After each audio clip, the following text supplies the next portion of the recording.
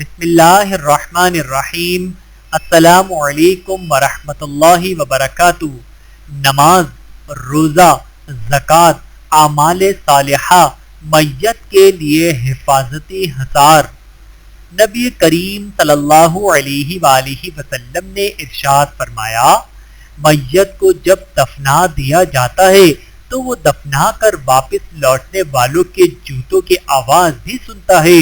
اب اگر وہ میت مومن ہو تو نماز اس کے سر کی جانب حفاظت کے لیے کھڑی ہو جاتی ہے، اور روزہ اس کے دائیں جانب، اور زکوٰۃ اس کے بائیں جانب، اور نیک اعمال جیسے صدقہ، صلہ رحمی، نیکیاں اور لوگوں کے ساتھ حسن سلوک اس کے قدموں کی جانب آ جاتے ہیں۔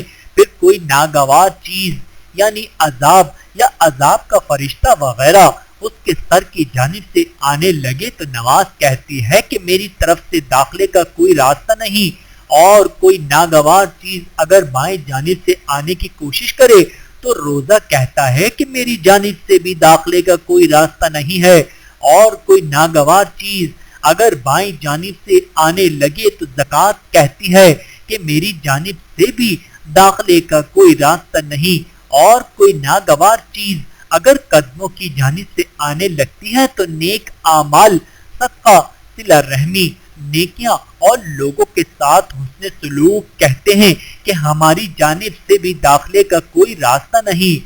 بحوالہ صحیح ابن حبان، حدیث نمبر 3113۔